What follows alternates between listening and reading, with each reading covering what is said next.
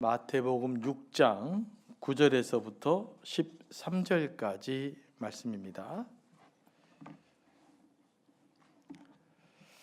한 절씩 교독하겠습니다. 그러므로 너희는 이렇게 기도하라. 하늘에 계신 우리 아버지여, 이름이 거룩히 여김을 받으시오며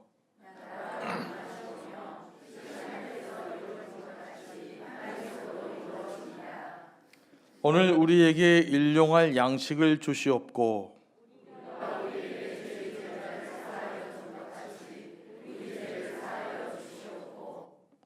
다 같이 우리를 시험에 들게 하지 마시옵고 다만 악에서 구하시옵소서.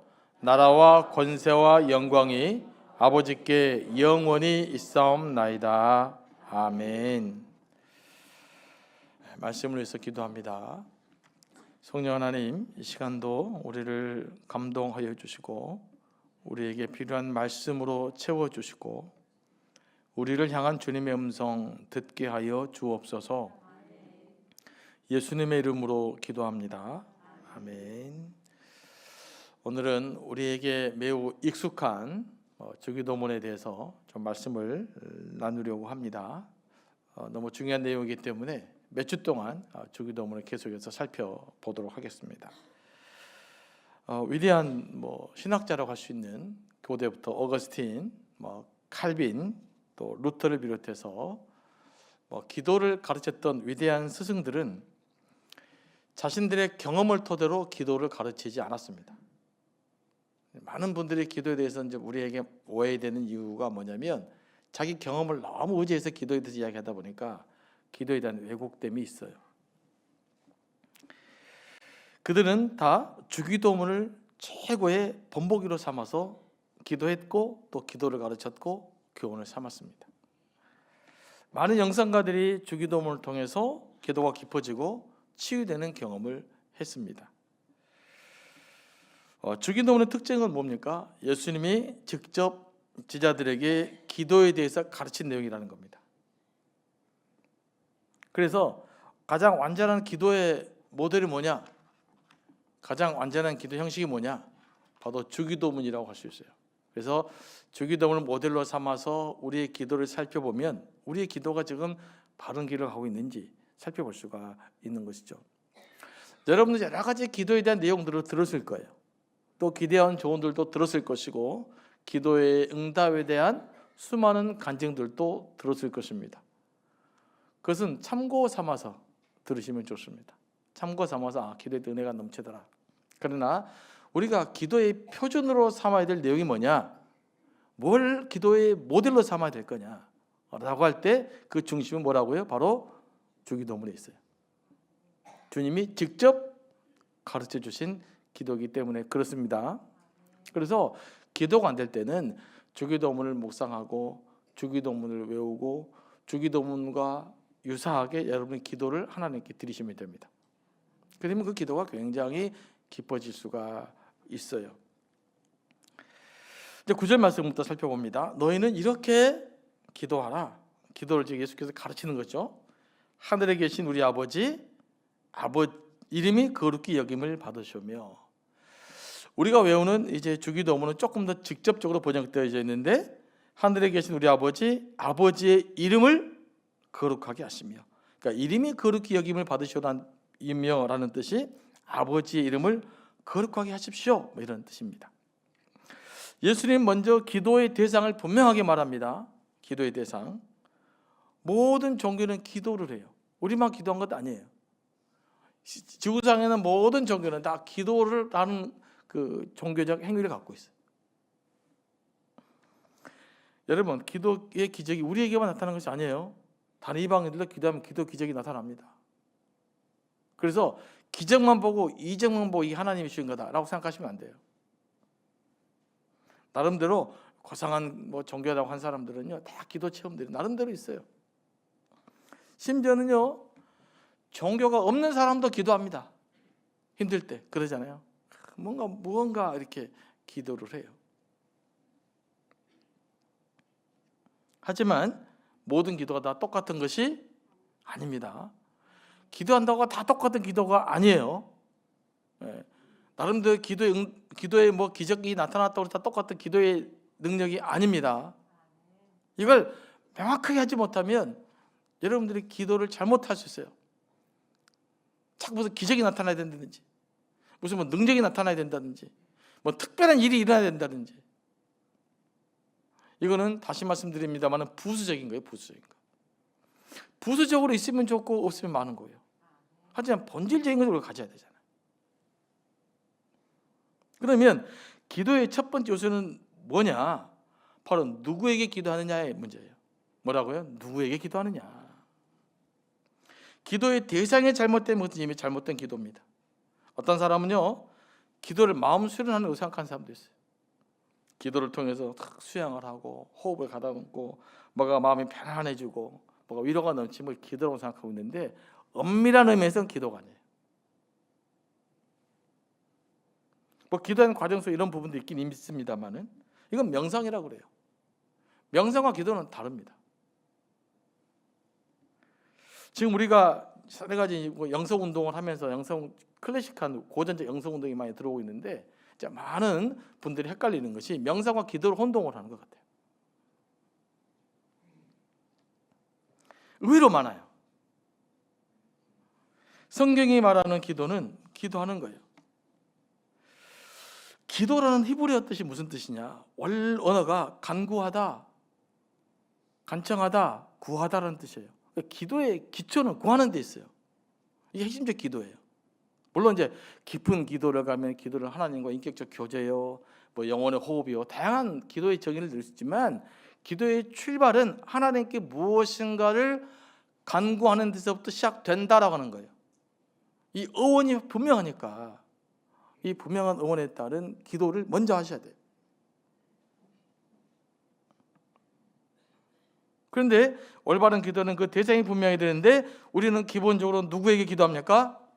오늘 말씀대로 하늘에 계신 우리 아버지께 기도합니다.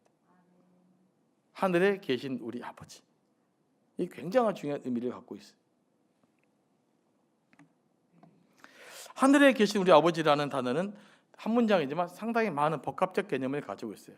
이걸 나눠서 여러분들은 또 한번 분석을 해야 돼요. 그래야 이 뜻을, 의미를 깊이 이해할 수 있어요. 첫 번째, 하늘에 계신 누구라고? 우리 아버지입니다. 아버지.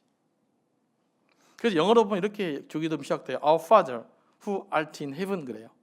그러니까 하늘에 있는 우리 아버지. 우리 아버지가 먼저예요.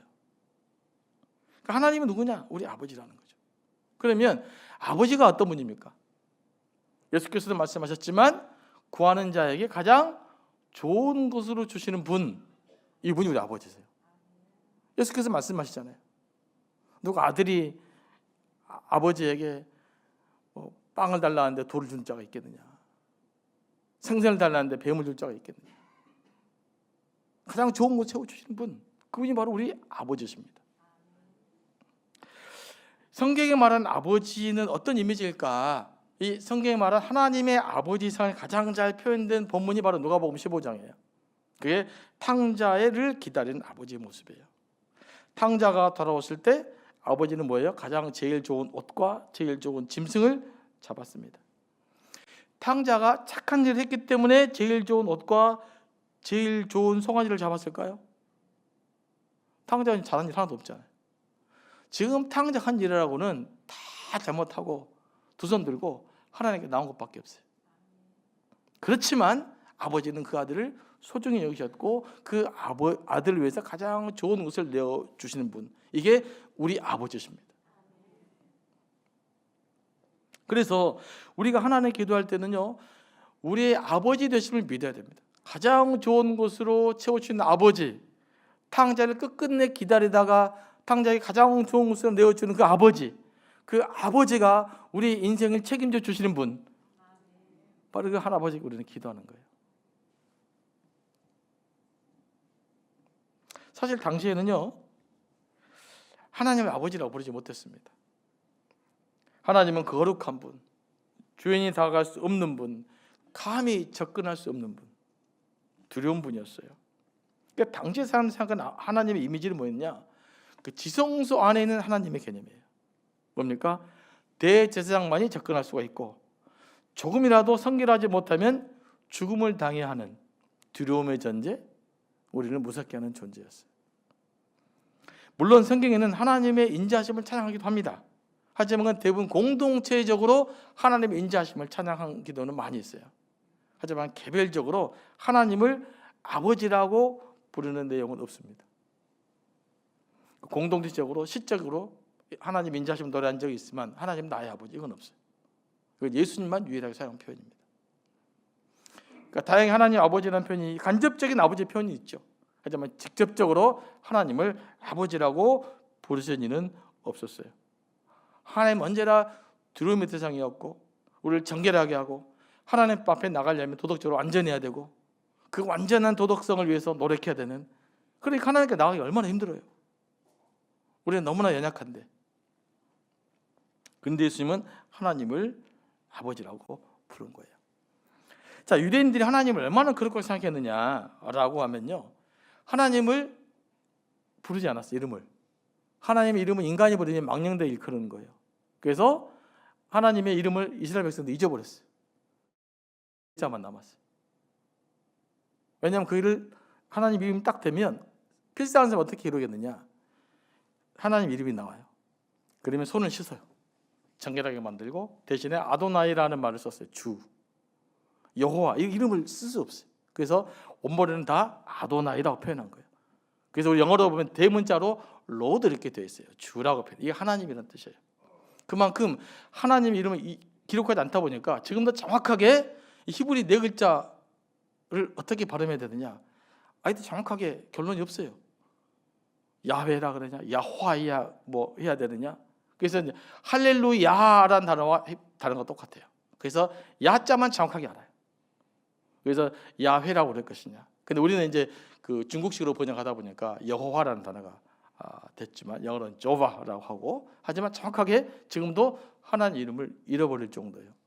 너무 이름을 거룩하게 생각하다 보니까. 그러니까 하나님 얼마나 멀리 있는 존재겠어요. 얼마나 두려움의 존재겠어요. 얼마나 다가가기 힘든 존재였겠어요. 그런데 예수께서 뭐라고 말씀했느냐, 하나님을 아버지라고 불러요. 그래서 하늘에 계신 우리 아버지, 예수께서 하나님을 아버지라고 부르셨고 제자들에게도 아버지라고 부르게 한 거예요. 그래서 우리 예수 믿는 사람들만이 하나님을 아버지라고 부를 수 있는 거예요. 그러니까 여러분이 하나님 나의 아버지라고 부를 수 있는 것이 놀라운 특권이란 말이에요. 아무나 하나님의 아버지라고 부를 수 없어요. 오직 예수 믿는 우리에게만, 하나님의 자녀에게만 허락해 주신 아버지예요. 가장 좋은 곳으로 채우시는 그 아버지께 우리는 기도하는 것입니다. 그러니까 예수님의 독특성은 유대인들이 감히 부르지 못했던 하나님을 아버지 또는 아빠라고 불렀다는 거예요. 이 말은 하나님과 우리와의 관계도 나타내고 있죠. 우리가 하나님을 아버지라고 부르면 하나님과 우리의 관계는 어떤 관계예요? 부모와 자식 관계잖아요. 여러분, 하나님에 대한 나의 아버지와 같은 그 친밀한 감이 계셔요? 하나님 아버지라고 부르면 하나님이 우리 아버지 같은, 우리 어머니 같은 그런 친밀함이 하나님에 대해서 아버지라고 부를 때 실은 다가와야 돼요. 여러분 앞으로 기도할 때 그 언어를 회복했으면 좋겠어요. 하나님 아버지 그럴 때 멀리 있는 습관적인 아버지가 아니라 우리 아버지 부르듯이, 나의 어머니를 부르듯이 하나님 아버지라고 할 수 있게 되기를 원합니다. 이게 예수께서 우리에게 원하는 바시고, 하나님 우리에게 이 아버지, 아빠라는 소리를 듣고 싶어 한다는 사실이에요. 그러니까 하나님 아버지, 이래도 기도가 되는 거죠. 그런데 예수님은 하나님을 나의 아버지라고 부르지 않고 뭐라고 말합니까? 하늘에 계신 누가 아버지요? 우리 아버지라고 부르게 만듭니다. 하나님은 나만을 위한 하나님이 아니에요. 나만을 위한 하나님이시지만 우리를 위한 하나님이세요. 그래서 가끔씩 하나님 나를 제일로 사랑하는 것 같아, 오버하지 마시기 바랍니다. 하나님 여러분을 가장 사랑, 내가 하나님을 가장 사랑할 수 있어요. 하나님은 나도 사랑하지만 내가 별로 마음에 안 들어 하는 저 교우들도 하나님은 어떻게 하실까요? 사랑하세요. 때로는 나에게 손가락질하는 저 교우들도 하나님 어떻게 하실까요? 사랑하신다고요. 왜냐하면 하나님은 우리 아버지이기 때문에. 그러면 하나님 아버지라는 말, 우리 뭐냐? 우리가 하나님 안에서 다 뭐라는 뜻이에요? 가족이라는 뜻입니다. 그러니까 새 가족만 가족이 아니에요. 여러분 이미 여러분과 저희들은 가족이에요. 제가 설교할 때는 목회자로 있지만 다나에서 내려오고 일반 사람으로 가면 다 저희 형님들이고 다 누나들이고 다 그러잖아요. 좀 이상한가요? 네. 하지만 뭐 교회에서 제가 목회를 하거나 뭐 설교를 하거나 뭐 당회장으로 있을 때야 또 리더십 갖게 되지만 그거 내려놓으면 다 형님들 누나님들 뭐 아니겠어요? 이 가족 정신을 우리는 회복해야 될 줄로 믿습니다. 이게 진정한 가족이니까요. 그런데 이 가족 공동체를 잘 오해하고 있는 것 같아요. 여러분 반말한다고 가족 공동체가 되는 게 아니에요. 그냥 이 정신이 가족 정신이어야 되죠. 우리가 가족이다, 한 가족이다, 한 아버지 섬겨 있다. 그러면 가족끼리 해야 될 일이 뭘까요? 서로 우리 교회 이름처럼 사랑하는 겁니다.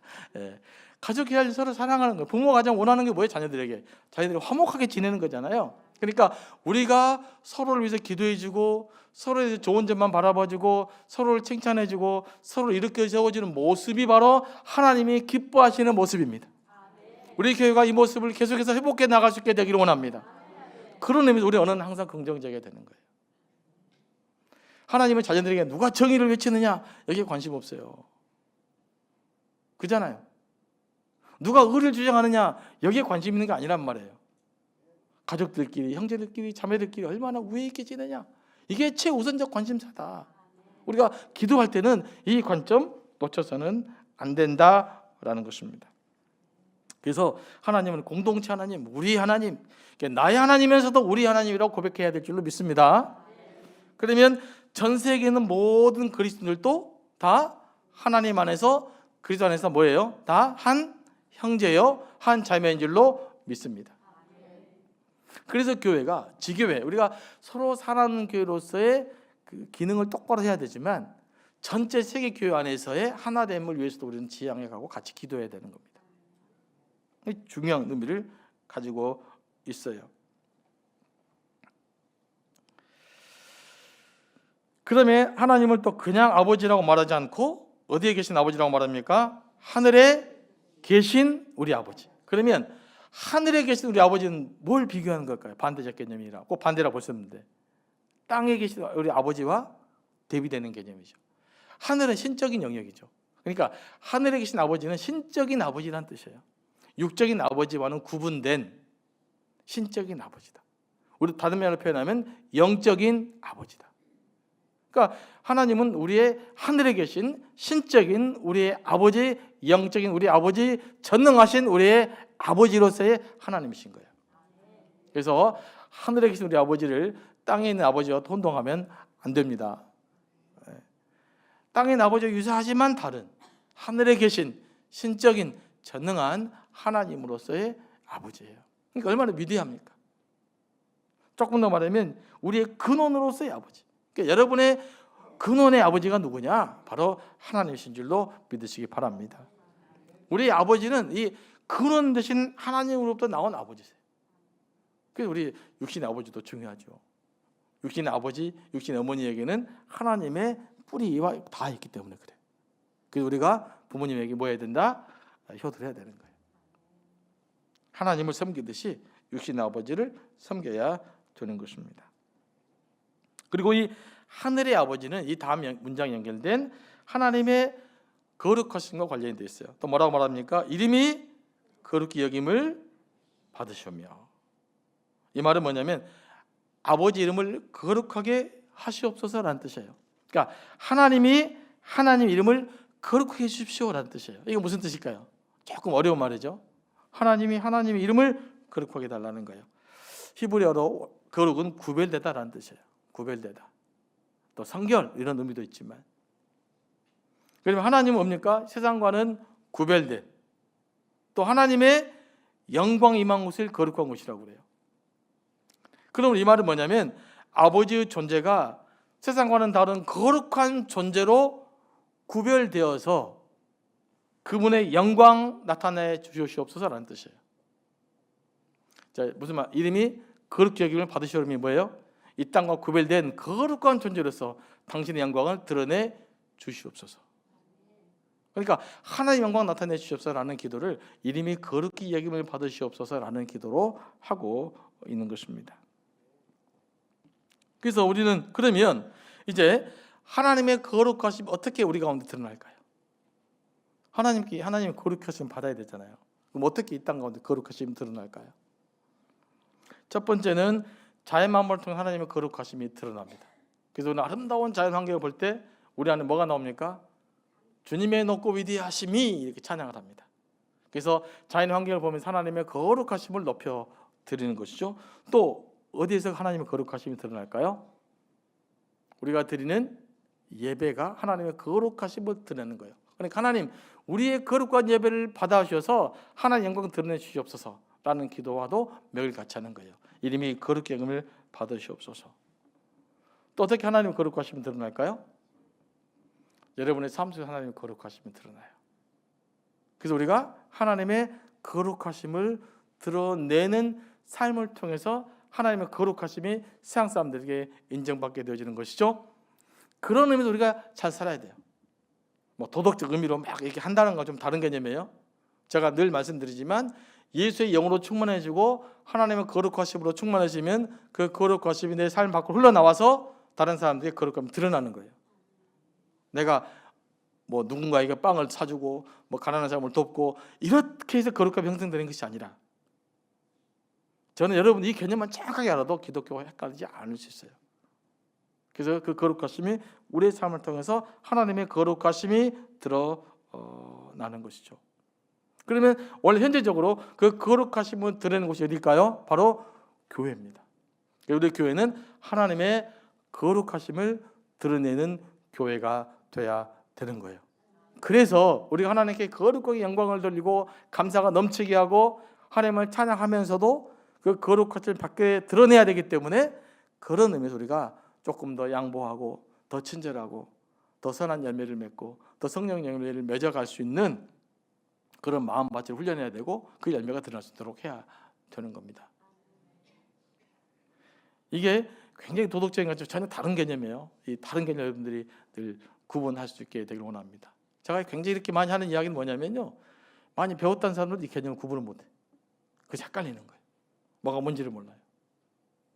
근데 이게 영적 체험이 일어나면 이게 좀 이해가 좀 됩니다. 그리고 다시 보면 다 이해가 되게 돼 있어요. 자, 그러면 이제 우리 오늘의 1절만 말씀 나눕니다. 자, 하늘에 계신 1절 읽어봐. 한 목소리 시작. 이름이 거룩히 여김을 받으시오며 미어 대신에 이름이 거룩히 여김을 받으시옵소서, 이렇게 기도합니다. 다 같이 한번 1절 다시 한번 해볼까요? 시작. 하늘에 계신 우리 아버지여, 이름이 거룩히 여김을 받으시옵소서, 이렇게 기도하며 오늘은 나아가는 시간을 갖도록 하겠습니다.